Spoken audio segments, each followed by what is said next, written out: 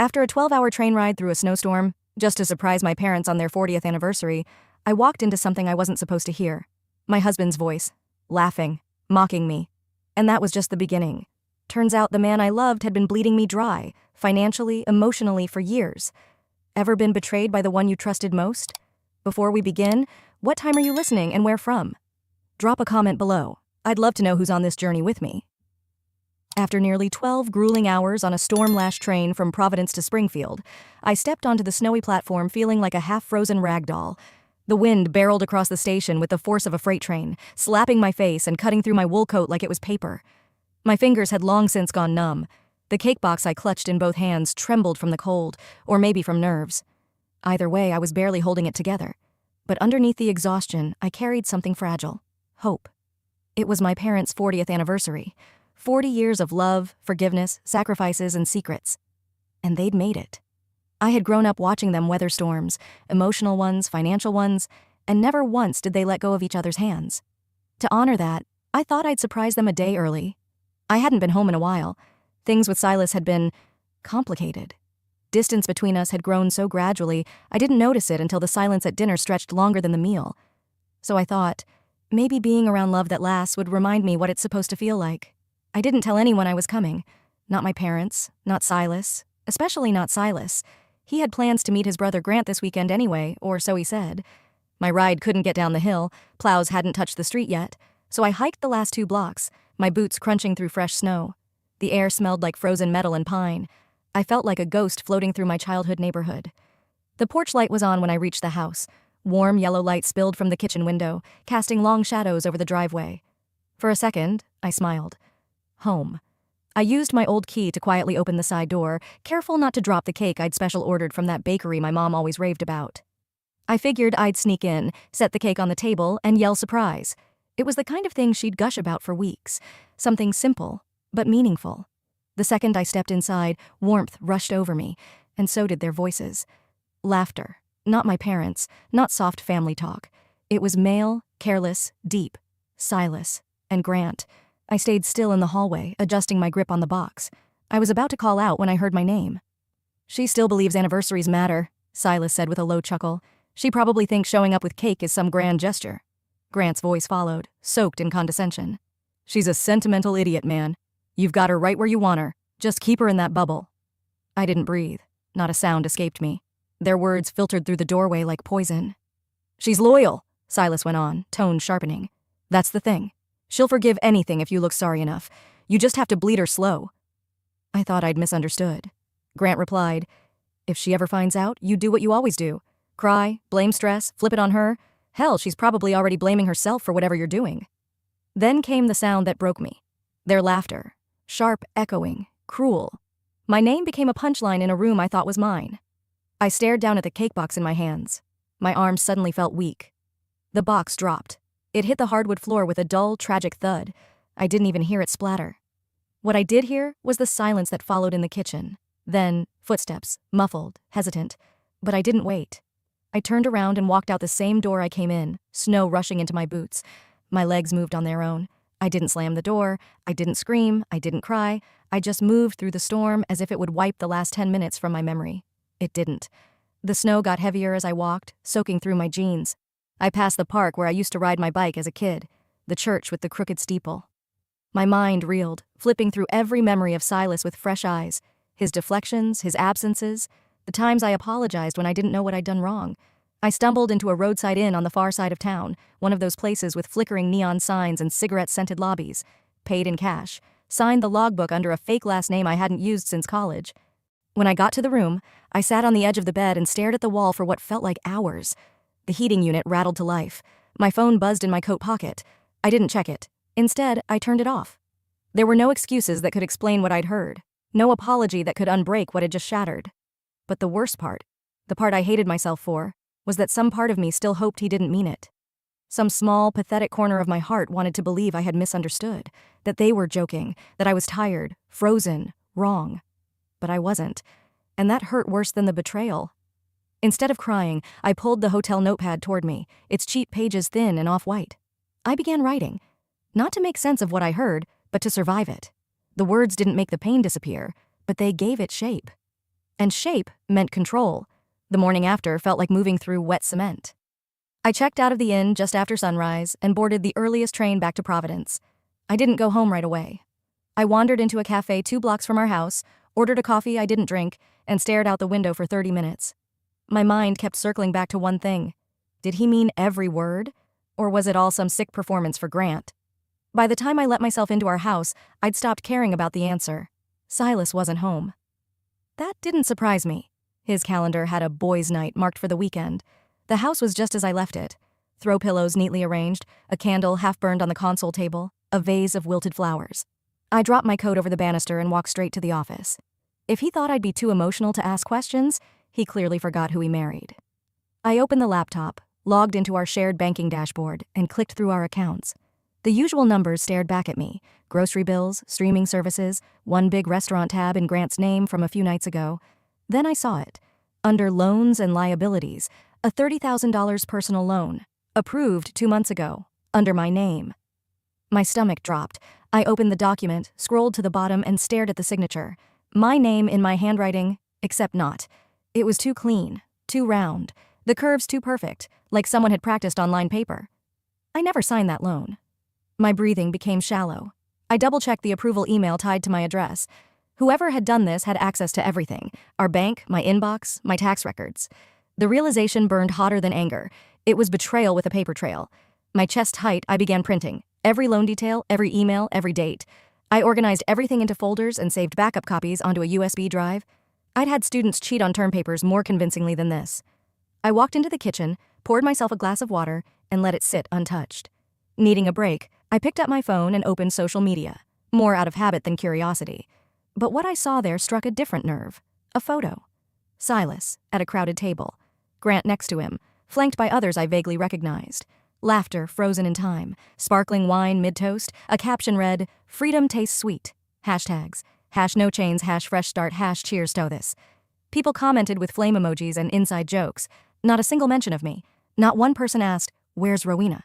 I put the phone down slowly. For a moment, I let myself remember our wedding day.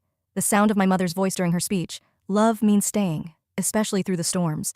I'd cried then, thinking how lucky I was to marry someone like Silas. He'd promised, "You'll never face anything alone." Now here I was, printing proof of the lies while he celebrated his freedom. No, I wasn't going to call him. Not yet. This wasn't about catching him in a lie. This was about building a wall high enough that when I finally walked away, it wouldn't just be emotional. It would be legal, financial, airtight. That afternoon, I took the USB and tucked it into my old jewelry box, behind a false panel. It had belonged to my grandmother. She used to keep her will there. I figured that was fitting. Just before sunset, my phone lit up. Silas's name. I stared at the screen, watching the seconds count up. "Hey, babe," his voicemail began, casual and empty. "Haven't heard from you. Thought you'd be back by now. Call me?" He hung up. I listened to it again, then 3 more times. I didn't sleep much that night. Even after the voicemail faded, even after I'd turned off every screen in the house, my thoughts refused to let go. Around 3 a.m., I sat cross-legged on the guest room floor with a pile of photo albums, those thick, heavy ones from the early years. I told myself I was just trying to clear my head, but I was looking for proof, something to confirm the truth my gut had known long before my ears caught up. One picture caught my attention. Our engagement party, there we were, all smiles and champagne. But in the background stood Claire, Silas's ex. She hadn't stayed long that day, just one drink, some awkward conversation, then she vanished without a goodbye. At the time, I'd believed her excuse. Headache. But now I remembered something else. Something I hadn't thought about in years. She'd pulled me aside near the coat rack and said, "Hey, just make sure you keep your accounts separate, okay?" I laughed, thought it was a dig. She smiled tightly and walked out. Back then, I'd thought it was jealousy. Now, I wondered if it was a warning. That morning, Silas texted, "My folks want to do brunch. You coming?" It read casual, like nothing was wrong, like he hadn't forged my name or humiliated me in front of his brother. I almost ignored it. But then I remembered, playing along gave me access, and access was power. The restaurant was a glossy kind of local spot. Everything smelled like truffle oil and burnt sugar. I wore black. Grant was already at the table, wearing a smug grin that made my teeth grind. Silas's parents showed up a few minutes later. Marjorie kissed me like nothing was off, and his father, Barry, gave a distracted half-hug while checking his phone. I barely touched my food. Halfway through the meal, it started. Marjorie tilted her head and asked, "You seem tense lately, sweetie. Work stress?" Before I could answer, Grant snorted. She's always overanalyzing everything. You know how she gets. Barry chimed in, eyes still on his phone. Silas told us he's been under a lot of pressure. Maybe some things are just being misunderstood. I bit my tongue so hard I tasted copper. Misunderstood? Grant leaned in. You ever think maybe you're blowing things out of proportion? I stared at him, trying not to show the tremble in my fingers under the table. In my purse was a printed copy of the loan approval. His name was on one of the restaurant transactions used to validate the application. I knew that. He didn't know I knew. So I smiled. Small, neutral. Like someone who hadn't just been sucker-punched by 4 people pretending concern while twisting the blade. Marjorie offered another gem before dessert. Silas told us you've been distant. That hurts him, honey. He's trying so hard. I felt heat rise up my neck, but I kept my voice steady. You're right. He is trying. The silence that followed told me they'd heard the venom beneath the politeness. After brunch, I went straight to Camille's. She opened the door in sweatpants, a towel around her neck. You look like you need bourbon or a crowbar. Maybe both. I sat on her couch and told her everything. The loan, the photo, the forged signature, the brunch.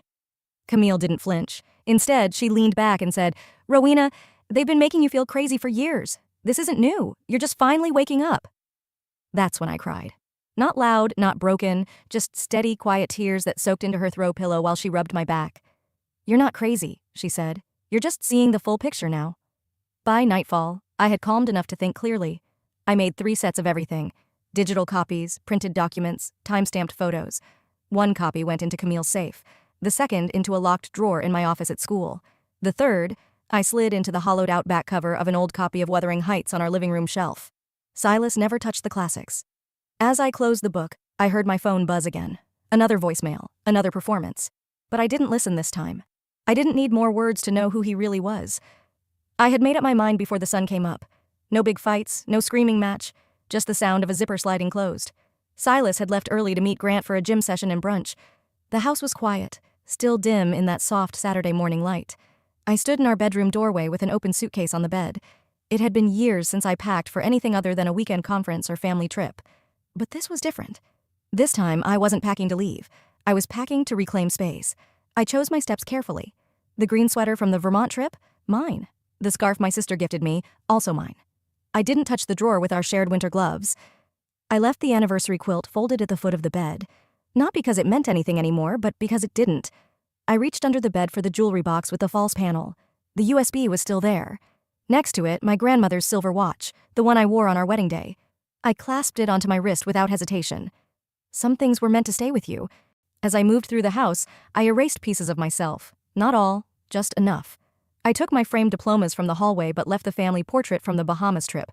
I emptied my side of the bathroom cabinet but left my toothbrush in the holder. I wanted Silas to see the gaps, to feel the presence of my absence. This wasn't disappearing. This was haunting with intent. I opened my nightstand to grab my writing journal. It wasn't there. I checked again, pulled the drawer all the way out. Nothing. A strange hollowness grew in my chest. That journal held more than grocery lists or daily notes. It held my breakdowns, my dreams, my rage when I had no one to share it with. I searched the house in silence. It took me a while, but I found it, tucked into the drawer of Silas's office desk, beneath a folder labeled Passive Income Ideas. I flipped through it in disbelief. Pages ripped out, some stuffed back in at the wrong spots. Entire entries underlined in red pen. One page had a sticky note on it that read, Ask Grant if this market exists. He'd used my pain for brainstorming, my private fears for a side hustle. I didn't cry, not this time. I walked back upstairs, laid the journal on the bed, and stared at it for a long time. Then I slid it into my backpack and zipped it shut. The noise echoed like a gavel. I left no goodbye speech, no carefully folded letter, just a yellow sticky note on the fridge with 2 words, Don't call. My keys I tucked behind the cumin jar in the spice rack, someplace only I would think to look. The mailbox had already been updated. My nameplate? Removed last week after I'd called the USPS and explained I was forwarding mail temporarily. It wasn't temporary. With everything packed, I sat in the living room one last time. No music, no TV, just me and the quiet that used to feel like peace but now sounded like neglect. The rideshare arrived 5 minutes early. I carried out 2 suitcases, 1 backpack, and the memory of what this house used to mean. As we pulled away, I looked back through the rearview mirror. The porch light flickered again, just like it did when we first moved in, and Silas swore he'd fix it. That night, he kissed my forehead and said, It's ours now. I remember how that felt, but now, it was just his. And I hoped the flicker would drive him mad. Camille opened the door before I even knocked. Wine or whiskey? Wine, I answered. We sat on her couch, my luggage still by the door. She poured 2 glasses, handed one to me, and waited. Do you want to talk? She asked. I took a slow sip and stared at the hardwood floor. Not yet, I said, but soon. After setting my bag down by Camille's couch and taking that last sip of wine, I started clearing out old notes from my phone. Grocery lists, voice memos about books I never finished, reminders to buy dog food even though we never got the dog, just digital dust. That's when I noticed the recorder app still open, a red bar blinking at the top of the screen. I tapped it without thinking. The file was labeled only by a date and time, the day I walked in with the cake. I pressed play. At first, it was just background clatter, cutlery, faint laughter, the whir of a blender. Then came the voices. Grant's. She'll never leave. She's too proud. Silas. Then let her stay proud and broke. I'll drain her slow. She won't even notice. A pause. Then laughter. Loud, confident, familiar. My hand didn't shake. My jaw didn't clench. I just stared at the wall while the words filled the room. There was no ambiguity, no plausible deniability. This wasn't a joke gone sideways. It was strategy. Cruel, calculated, disgusting. I stopped the recording and copied it. 3 places. Cloud, external drive, encrypted folder on my laptop. Then I emailed a copy to myself. Subject line, truth.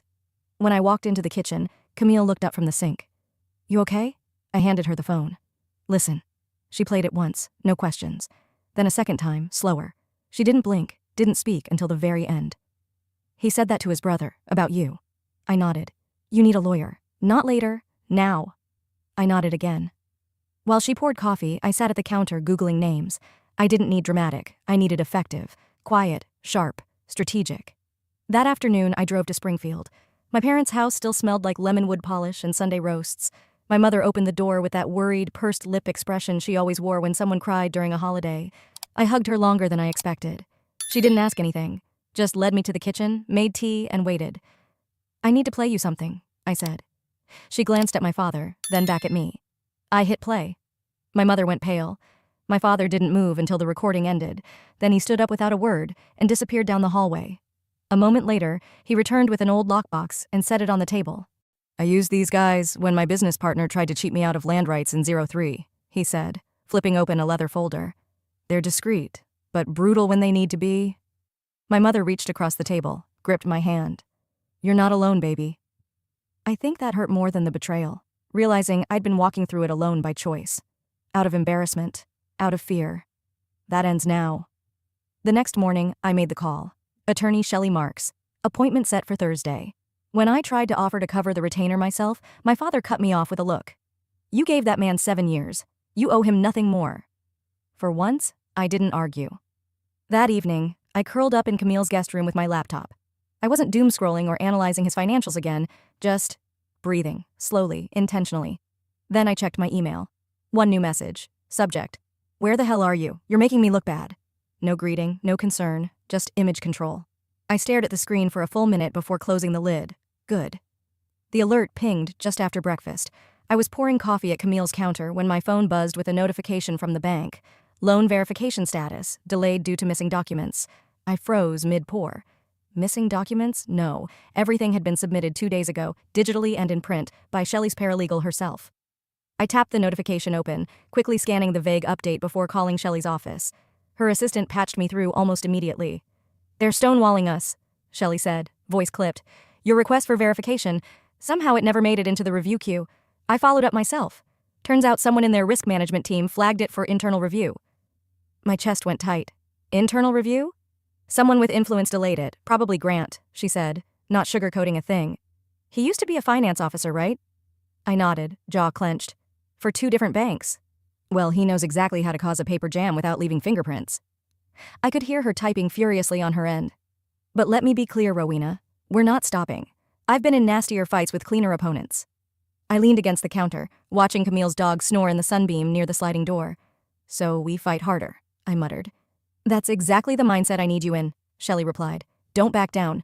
That's when they get bold. That warning played in my mind later that evening when the doorbell rang. Camille was making pasta in the kitchen, the house smelling like garlic and comfort. I peeked through the window and stiffened.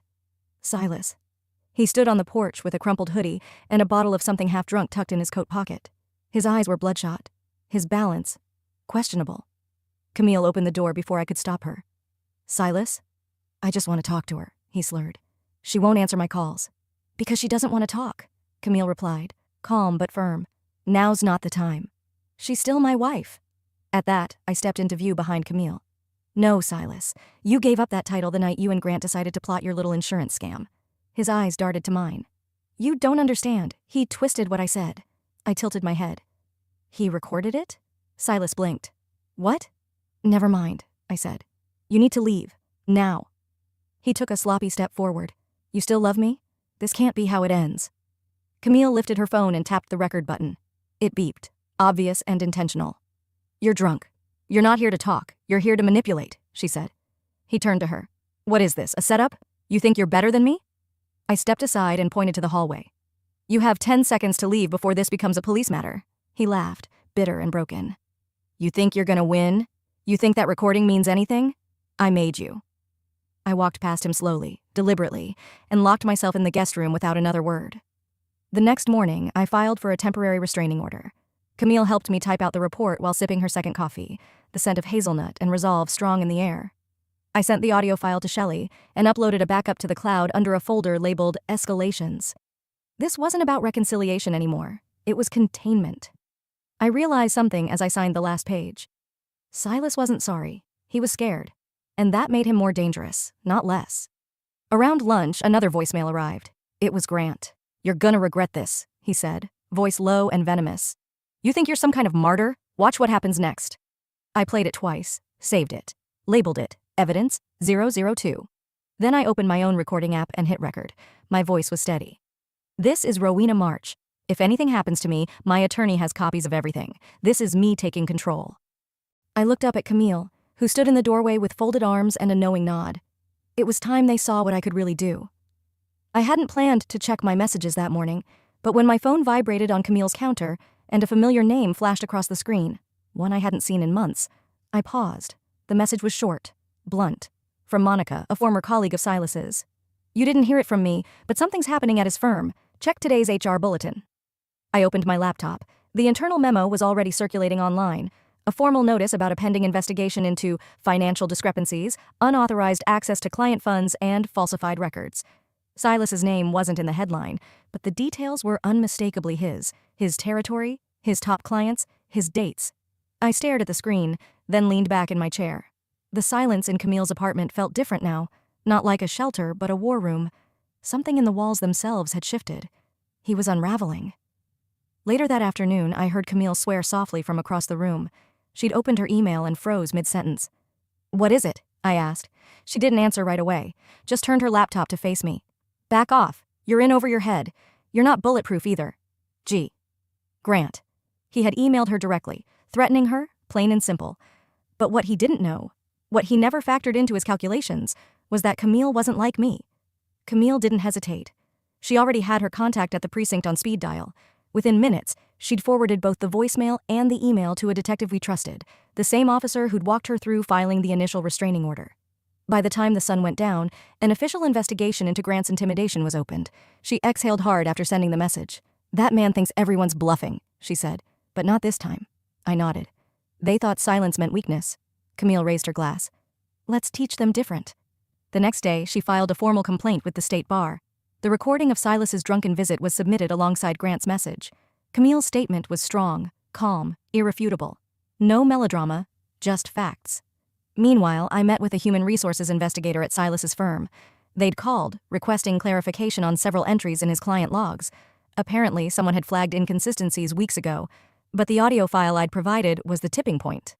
You understand this could affect more than his job, the woman on the other end of the call warned. Depending on how far this goes. I understand, I said. Do what you must. It wasn't revenge I wanted anymore. It was clarity, control, truth. As the pressure mounted, pieces began falling into place. An old accountant friend of Camille's checked public records and found Grant's name linked to several flagged tax accounts. The moment she mentioned his offshore holdings, I felt the world tilt under my feet. They'd buried so many secrets, thinking no one would ever dare dig. That night, Camille forwarded the entire trail of evidence to a women's legal advocacy group. Within an hour, I was on a Zoom call with a pro bono attorney who specialized in financial coercion cases. For the first time since this all began, I wasn't outnumbered. I sat at Camille's kitchen table, surrounded by half-empty mugs, folders, and echoing laughter from a YouTube legal webinar she'd let play in the background. I wasn't even listening. I just stared out the window into the darkness, and for the first time, didn't feel it staring back. That sense of quiet was shattered by the doorbell. It was after 10 p.m., Camille frowned. "You expecting anyone?" I shook my head and stood slowly. I opened the door. Silas. But this wasn't the Silas who had slurred sweet apologies or sent pathetic guilt-laced messages. This one was sober, composed, cold. "You destroyed my life," he said, voice flat. "No," I said calmly. "You handed me the match." He didn't respond, just stared. A long, venomous stare. Then he turned and walked down the steps. Camille shut the door. "He's getting desperate." "I know," I whispered, "and I have one more spark left." I hit send on the email to my attorney, then set my phone face down on the table. It was done. No more analysis, no more hesitation. Whatever came next, I was meeting it head on. The following week started like any other, except it wasn't. Mid-morning Tuesday, I got a message from a former co-worker of Silas's, someone we'd once double-dated with years ago. It was short. "Check the news." I clicked the link she sent and froze. Silas had been suspended from his firm pending an internal investigation. His smiling face from the firm's website now sat beside a headline that read, "Audit uncovers discrepancies in client financial records." A few lines in, the article mentioned an anonymous report that triggered the audit. I didn't need to guess who made that report. I'd only sent the documentation to HR last week. I scrolled further. His work laptop confiscated, access revoked, comments declined. Silas wasn't the only name mentioned. Grant's came up too. Though he was now independent, his past records had connections to the flagged cases, and those connections were under federal scrutiny. I didn't feel victorious, not exactly, but I felt affirmed. I wasn't crazy, I wasn't overreacting, I was right. Later that day, Camille forwarded me something she received in her personal email. Subject line, "Enough." The body of the message read, "Back off, you're next. You think you're smart, but you're playing a game you'll lose. Grant." But Camille had already involved a friend in law enforcement. She didn't reply. She didn't flinch. She simply attached the email to the existing case file, then added the voice message he'd left her last week. Within 24 hours, Camille was contacted by a detective. They were expanding the case to include threats and intimidation. I stared at my phone after she texted me the update. "He's going down faster than we thought," she'd written. "Let's keep going." The next day, Camille filed her own formal complaint against Grant. Her statement was calm, composed, and devastatingly precise. I read through her draft before she submitted it. "I am not afraid of you. I am not alone, and I will not be silent." I wanted to applaud her, but more than that, I wanted to follow her lead. That afternoon, I was contacted by Silas's company. Their HR rep asked if I would be willing to share more detail on the documentation I had submitted, particularly the timeline. I did. And I ended the call by saying, "Do what you must. I already have." By Thursday, things were moving fast. The women's legal advocacy group Camille had reached out to was preparing a public statement on our case.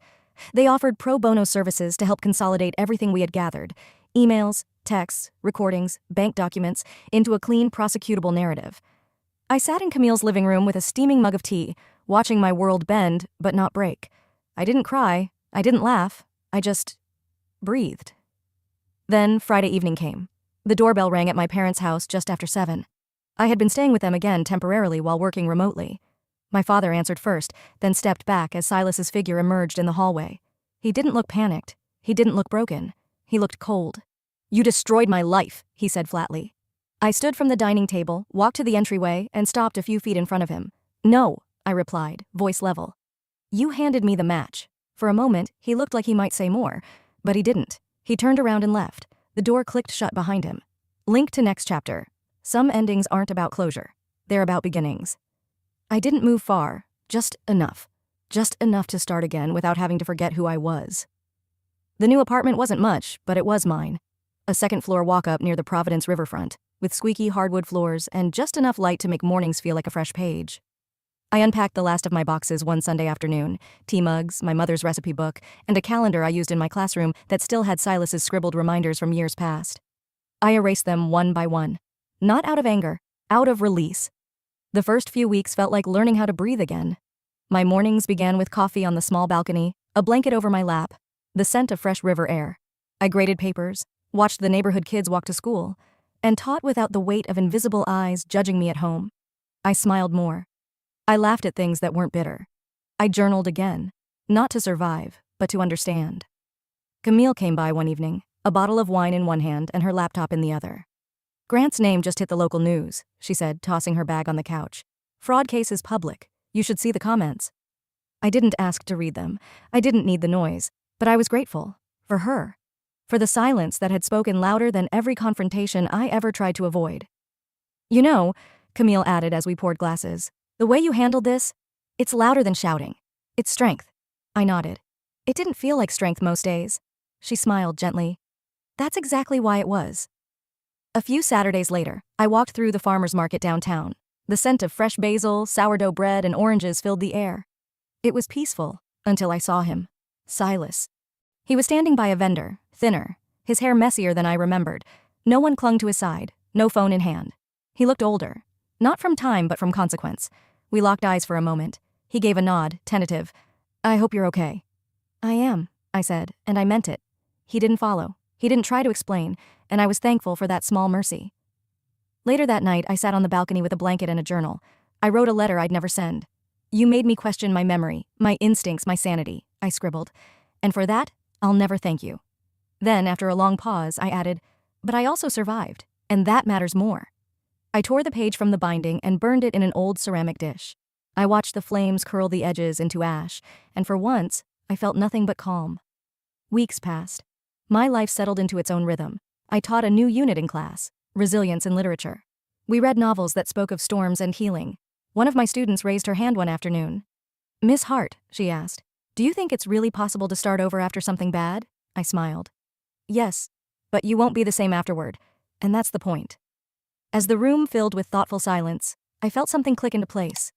A quiet confirmation that everything I had endured had shaped me, but would never define me. Sometimes the people who claim they love you most are the ones who fear your freedom the deepest.